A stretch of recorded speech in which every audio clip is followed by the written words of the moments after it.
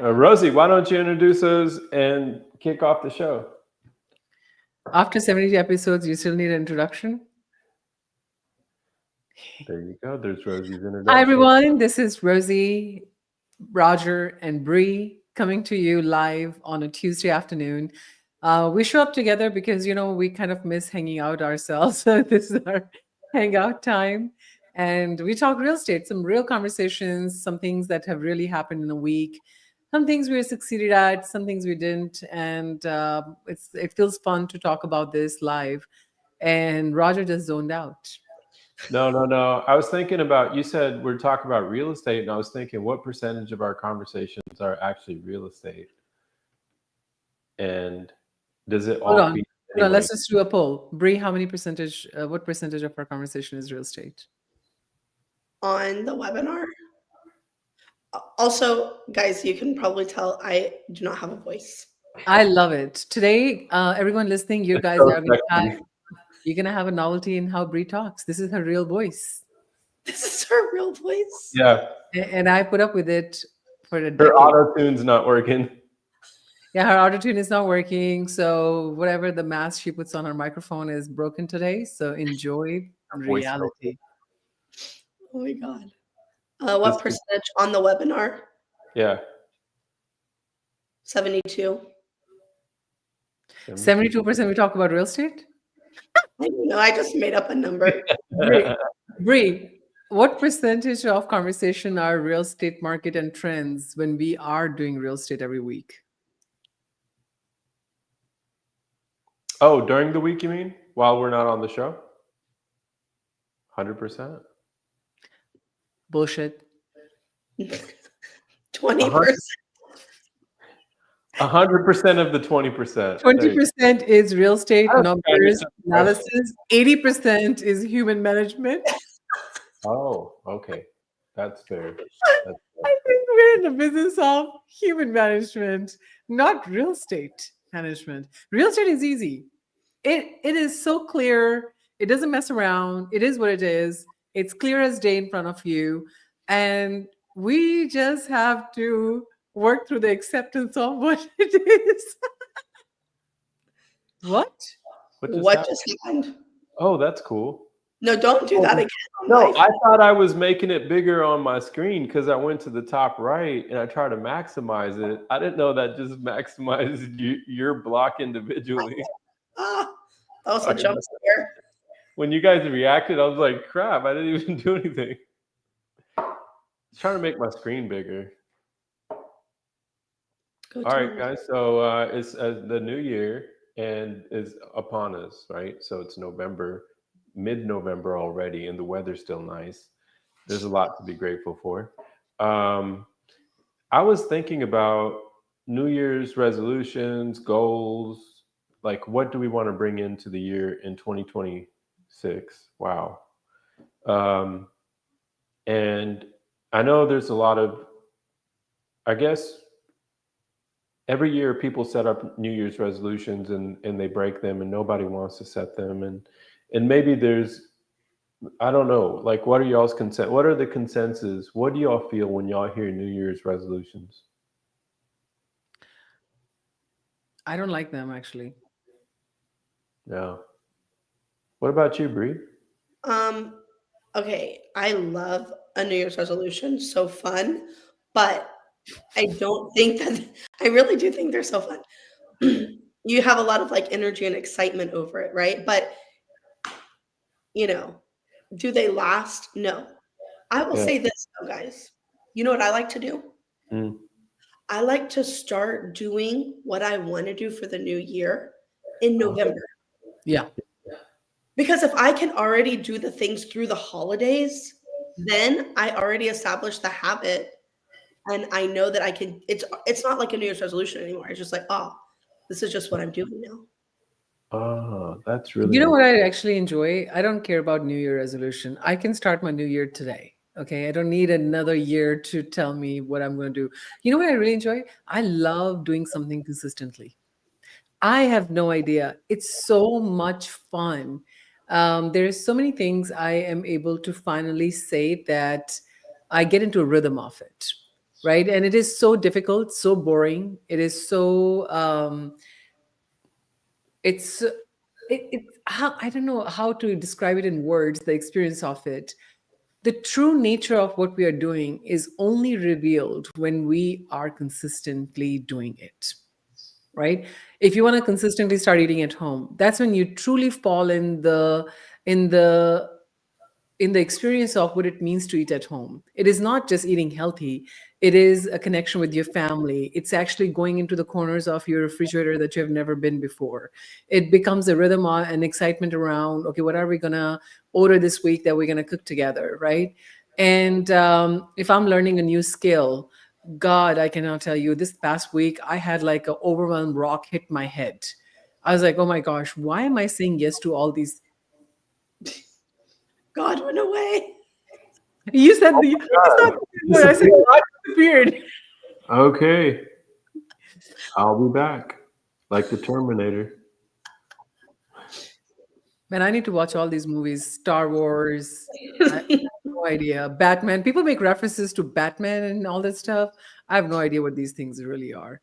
Anyways, what was I talking about now? Well, God, remind me. You were saying that. Oh crap! You were saying you like consistency and I'm doing. not surprised. I'm not surprised, Roger. In 20 years, there has never. If I say something, what did I say? Well, you're going to test me on this? I'm like, dude, I should get 80%. Should be the like 70% should be the passing grade. If I get an 80, I'm doing. It should be. honey, Get a pat honey, on the back. honey, 30% would be just fine. I told you now. 70% would be for the lifetime. What you said, I just have to feel. I have to be able to feel what you said. So tell me what the feeling. How was the feeling that landed? I'm dying. Well, I'm gonna let you finish your sentence because you were saying something about what you were saying. No, I think consistency. I think if anything, only resolution I have is what can I do consistently, so I can really reveal myself, my weaknesses. So I consistently take upon more things and then I can handle.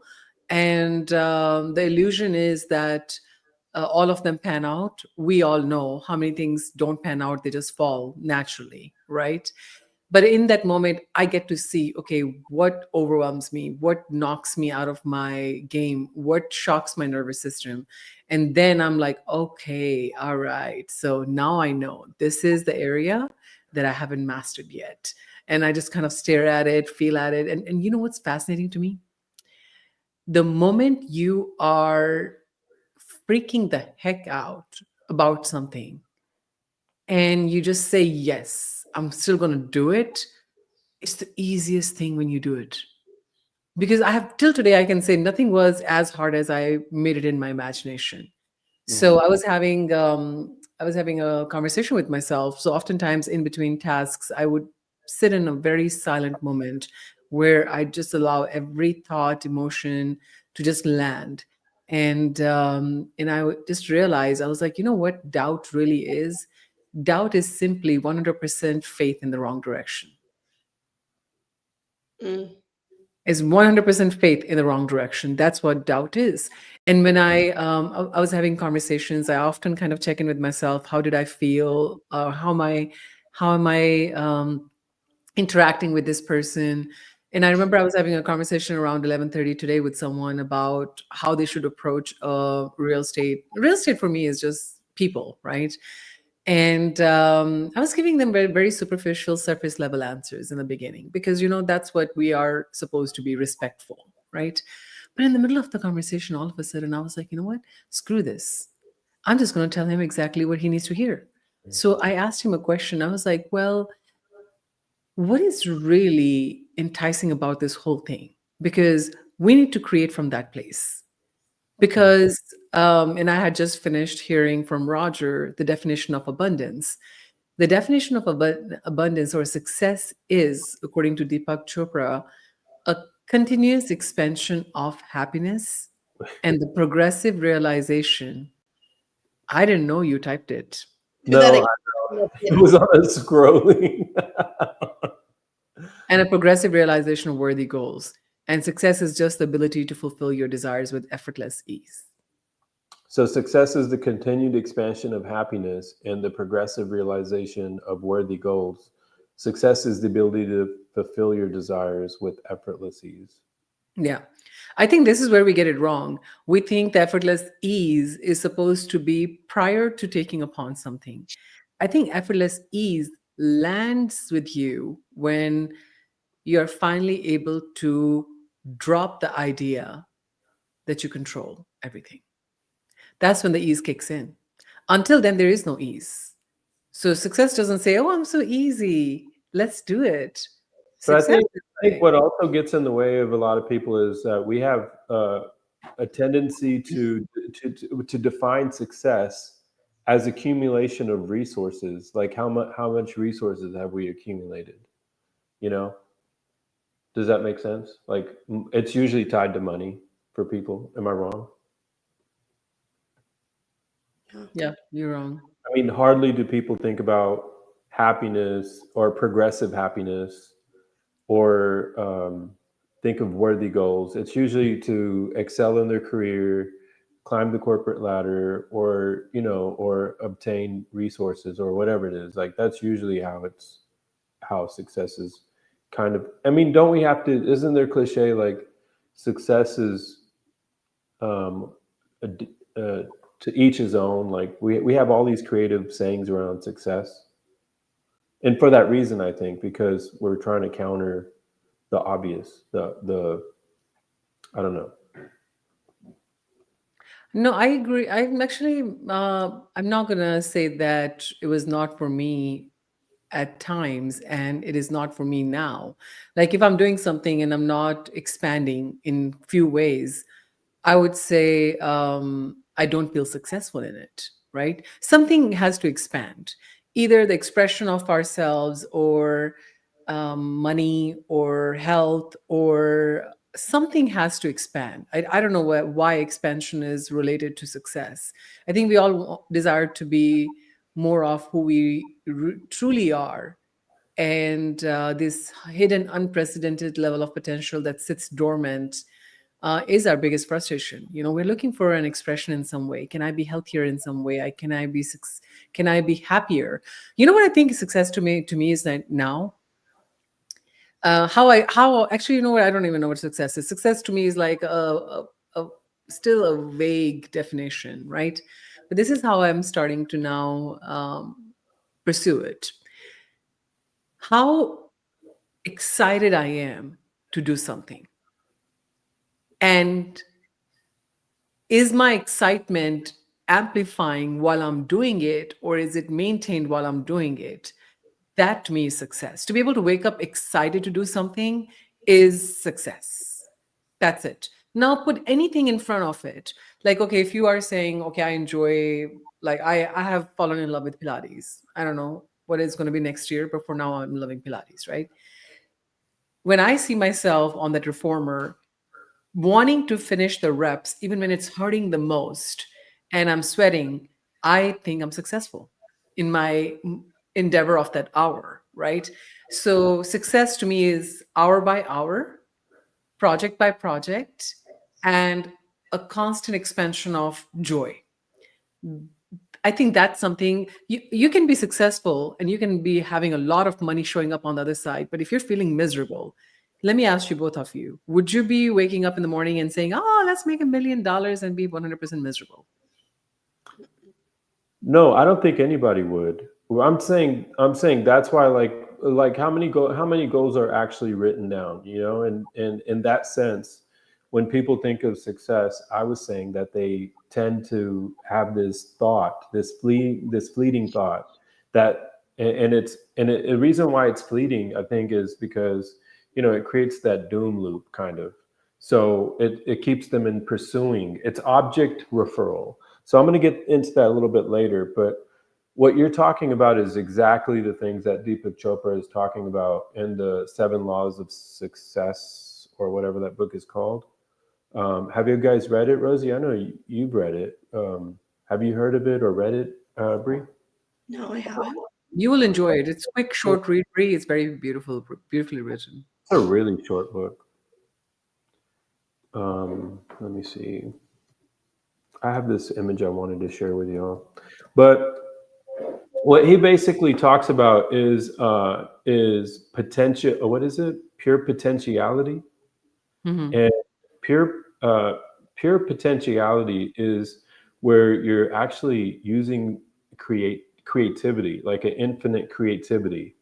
And there's a few things that pure potentiality are made of. It's infinite creativity, perfect balance, pure knowledge, unboundedness, um, perfect balance, and infinite silence.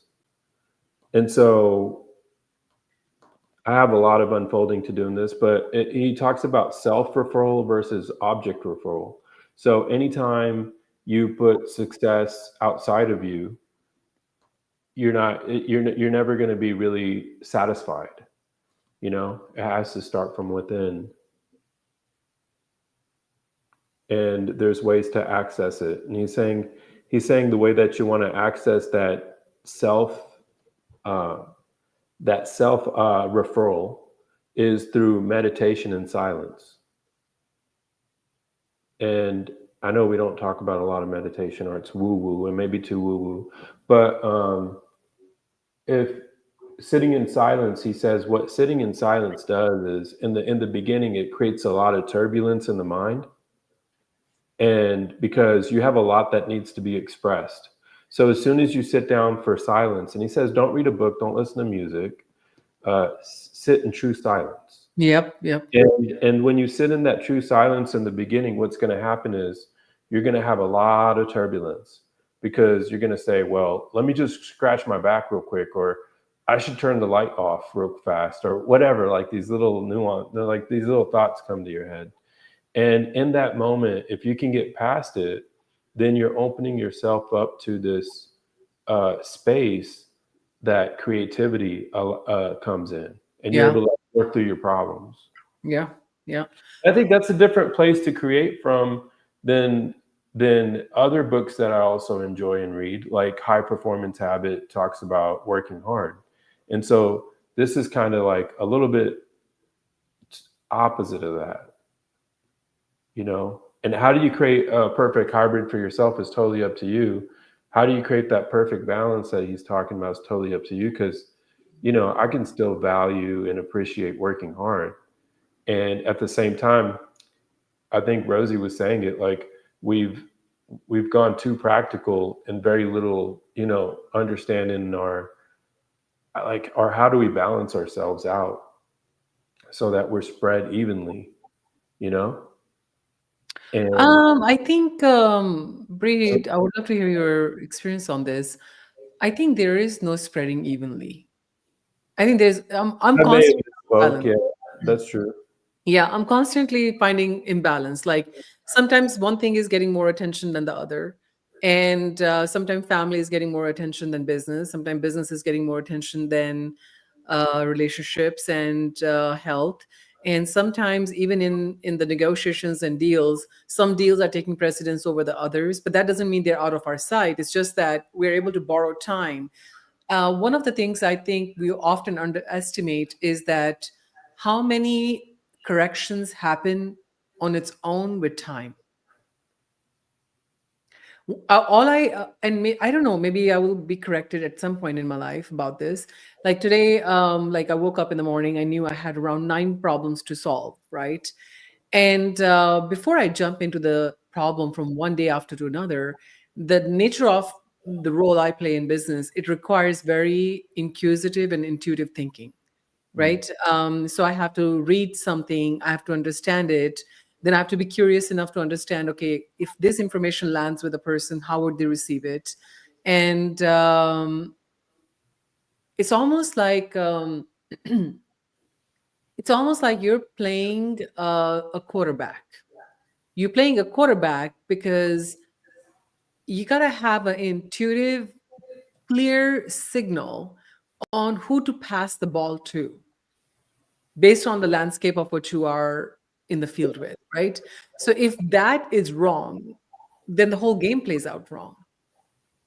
You guys play football. I don't know much about football, but I think quarterback has a very significant role in that way. Yeah. Yeah. So do you think a quarterback says, "Hey, this person is visible in front of my eyes and I can just pass the ball easily. That's where I should be passing the ball"? Sometimes, yeah. So sometimes you do, right?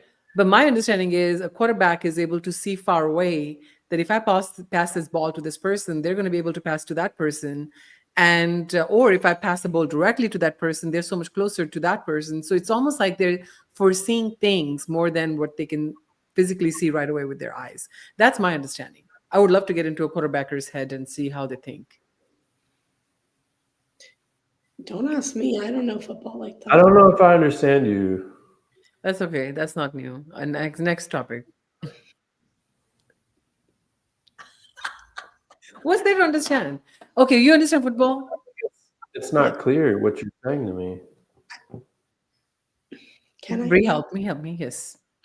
What Rosie's saying is that, like, with what she has to do, Mhm, she has to act like a quarterback and she has to pass the ball to, mhm. I don't know what the person they pass the ball to is, but Sure. it's not always the person that's just immediately right there, because the person immediately right there could be a tackle. It has to Yeah. be, and that's, I think it's called a running back. Again, sorry, I don't know sports Right like that. person. Yeah. Yeah. But I you get have to pass it to the right person, and then also you have to be looking in your peripherals to see, okay, is that person going to get hit by someone else? How quickly am I going to get hit? If I put the ball in the air now, maybe I might get hit, but then they can at least catch it. They get hit, but the ball is further towards You're getting goal. too closer to the goal line. Yeah. That's Yeah. all I was saying. Okay. Okay. No, I think I don't know. I went to Brendan Burchard's event last year, and I really enjoyed it because the guy was talking about meditation. He was talking about all the things that, like, normally you would go to a business event like this and you would think it's all business, but he's really trying to get into brain development, broadening our horizons, looking at a grander scope of what's happening, like that preferal, like actually getting into the preferal and seeing what's happening in it, and then choosing who to pass the ball to. And that's what I really like about authors like that, because it gives you a chance to really, I have Yeah. something I want to share with you. Hold on. I think you'll like this. Roger, while you were sharing, I was going to say, I feel like nowadays we're finally getting to a more well-rounded um, idea, I like idealization of what success is and Yeah. how to manage quote unquote life and lifestyle in the best way that we can. But things aren't like they were even 15 or even 10 years That's ago. right. That's You right. know, when we Yeah. first started, remember we had people that were kind of just telling us like, you had to like be like, you had to follow this Right. narrow path. This was what Yeah, we it was like constant grind, grind, grind, drill, drill, drill. And it's almost like you have to a part of you have to be numbed to Yeah. do that, right? And you Mm. can find beauty in it later, but in that moment, there's a numbness and you're just going after something. And then it comes a point where, like, okay, survival is met. How do I do it beautifully? How do I do it with Uh, some Do you enjoyment? think you can read us this quote by Frank Kafka? Brie will read it in her legendary voice today. I will. I will, begrudgingly. Okay, here I am. You do not need to leave your room. Remain sitting at your table and listen. Do not even listen. Simply wait, be quiet, still, and solitary. The world will freely offer itself to you to be unmasked. It has no choice. It will roll in ecstasy at your feet. To me, that's the definition of silence. I know y'all like silence, and I am very working on it. I had to be silent for a few days without a voice. I don't like it. I'm being honest. I like Very, So, it. hmm? I like it. What's your biggest Because challenge with it? because I want to talk. I like to talk to Ah, people. I like to be with people. yeah. And then they have to talk and I have to, and then they want me to respond. What? I can't freaking, like, guys, I had no voice at all Saturday night and then all Sunday. Like, no voice. I love offering myself to people like Brie because I just have to sit there and just hear her out. And my favorite thing is to overcome the impulse to talk when I can. Hmm. Not with Roger. Yeah, not with me. She exercises her, She her keeps it speaking all muscle. out whenever it's just y'all. She's been holding it in all day. Oh yeah. Brie, this the funniest conversation would be. This is how Roger will talk to me. You need to fix your ego. You need to fix your ego. And I was like, what are you doing right now? So I feel Literally. like the need to correct the record is the hardest thing that gets in my way of silence. To be okay with being misunderstood. Yeah. What is it for you? Okay, let's just go around the room. Roger, this is not an introspective session. This is an interactive session. You cannot throw a thought in like, yeah. No, I mean, it's like my ego is like, huh? How do I handle that? Okay, nice. It's shape shifting. Anyways, we won't get into that right now. But please tell me, what was your question? The question was that if you have to stay silent, what is the one thing you have the hardest time overcoming? When is it hardest for you to be silent? When someone asks me a question. Oh, really? All right. So if somebody asks you a question, how can you earn the right to be silent again? Ask them a question. Ask a question with answer a question with a question. If you don't have the right to ask question with a question, what would you say? Okay, I'm very confused. What? Yeah. Yes, that is a true art of communication, to be able to ask everything without a question, right? If somebody asks a question, like they say, hey, what do you think we should be doing? This is what I'm thinking. They tell you everything. And what if we say, it's incredible how you have arrived here. Walk me through Mm. the whole thing. And I just want to listen. Like, God, people will. It's so beautiful to be able to understand. The most beautiful thing is to understand. And I think even more beautiful is to be understood. You know what I don't understand though, on that understanding note? Hmm. Why do have people have hard time opening up? They don't want to be judged. I think it's in this word, I think I might be tossing around. You're going to hear me say it a lot because it's just something I'm just learning about right now. But I think it has to do with the ego. The ego. So this is what I'm realizing. So if let's say somebody attacks me, right? My immediate desire is to protect myself, and so it's like if someone says something that kind of bruises my ego. In other words, if it insults me, then I'm going to want to protect myself, and so I got to either combat them. I got to set the record straight, as you were saying, Rosie. I got to correct the Correct the record, record. or I have to put up a wall or use whatever method I have devised. So a lot of times, what people have done is they have come up with a standard operating procedure on how to do that. So it's either I'm going to exit the conversation. A lot of people do that. They said, "Well, I'm just not going to talk to you anymore," and that comes from not being able to say what's on your mind from childhood, you know. Or somebody might want to combat you because at some point they decided enough was enough and they weren't going to let anybody do that to them anymore.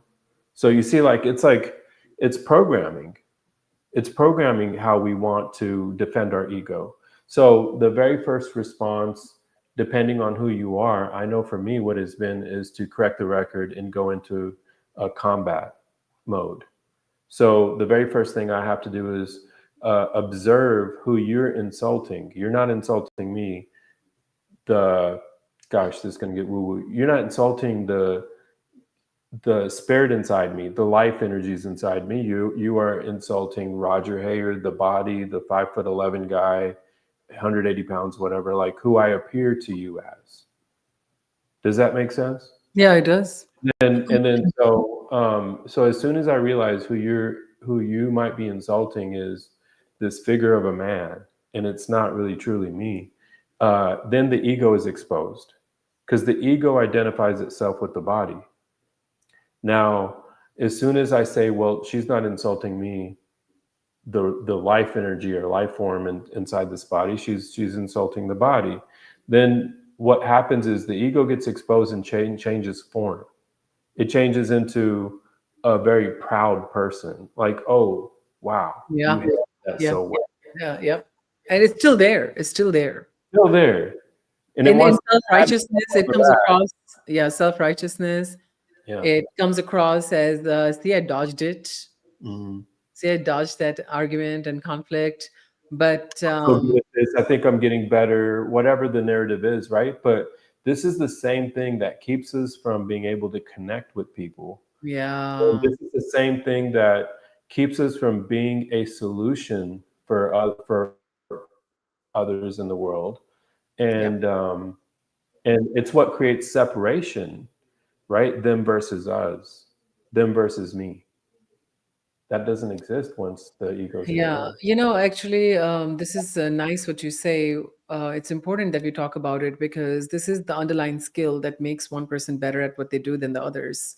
And it is incredible how many opportunities we get in a day because of the nature of the work we do to be able to put our egos for test. You to be aware of better ways and let the other person walk themselves through it one at a time. um it's amazing. It's amazing. And today I was just listening to this conversation I was having with somebody who is walking through the idea of how they're going to pursue this property and how they're going to talk to the sellers, and with every word they were using, the tonality they were using, I could feel the property owner get agitated with those things. And I had to first let them speak it all the way. We cannot correct the course in the middle of it. You have to let things take shape in a conversation. And I think that's where being silent helps. To be curiosity is such a loose word used, but I think curiosity creates safety for the other person. They feel safe. If I can become curious about who you are, how are you doing something, what is it in your mind, what is your end and outcome you're seeking, and I just become 100% curious about that, it is beautiful how people reveal themselves. It's beautiful. And I think that's what we are really trying to probe out of people. But I think you don't need probing. I think all you need is a state of curiosity. And I think that's what Frank Kapska was saying, that the world will present itself unmasked. And what is ecstasy is to be able to arrive at that unmasked presence effortlessly. It feels like ecstasy. Like you can be that. Like this is all you really meant. Thank God we didn't interrupt in the middle and make it something it is not. So it will roll in ecstasy at your feet. It's a metaphor to roll in your feet. It basically is saying it's so effortless. It just would present itself. Yeah. And imagine having this kind of outlook on things as as let's say you're setting your goals for the new year, right? It's okay to goal set. It's okay to have a vision board or however you go about your goal setting. I want to Yeah. be supportive of that, right? Because I don't know. So, but studies have shown that if you do vision boards and different things, it's good. You've made a connection, a visual connection with what it is you want to achieve. It's healthy. And so if you kind of took this spirit into setting those goals and achieving what you ultimately wanted to achieve, there's a bit of detachment from it, right? You're sitting back. He's saying, don't even listen, don't even be quiet, just let things unfold, let them happen. And imagine how many times that if we went into a conversation or a relationship and we had this idea that I'm just going to see what happens. Yeah. We Well, I'm divert gonna call to free and see what happens. Yeah, defense and offense are our defaults. And I think there is a place in between these two swings of behavior where we create an opportunity for someone just to be open. And I would say if somebody's not open, it's on me. Yeah. And I like these. I like these. The different. I've gone through a lot of seminars and stuff and learning opportunities. I really like the landmark forum, and I'm not pitching them. You don't need to go to it. I'll just give you the. I'll give you the nugget now, and then if you want to, that's up to you. I don't care. But they say, always already listening mode.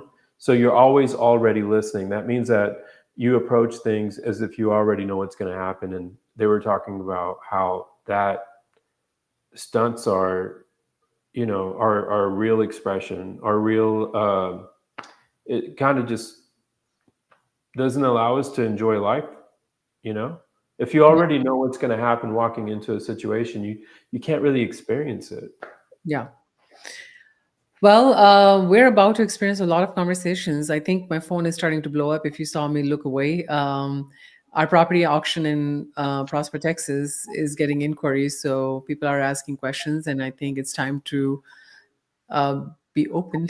Yeah. Hey, so tomorrow we're going to be here for the auction, and it's going to be live. And so you guys come join us. I'm sure you will enjoy it. And yeah, I got to make sure my voice is nice and sexy for you tomorrow. Wow, awesome. Well, I don't know which way this conversation was happening, but I think it was a beautiful reminder as we are preparing for next year, what can we probably consistently do, and how to create a place of safety and openness with people so they don't feel judged. Yeah. They don't feel judged. Yep. Awesome. So today we delivered 36 minutes and 56 seconds of real conversation together. Bree, I gave you a break this week. Next week, it's all you, girl. I'm ready. I'm Absolutely, ready guys. Call us and give Bree an opportunity to talk. to talk and to stretch your vocal cords. So give us a call if you need us. You know how to get a hold of us. Until Awesome. next Thank time. you. Thank you, everyone. Take care. See y'all next week. Bye-bye. Bye.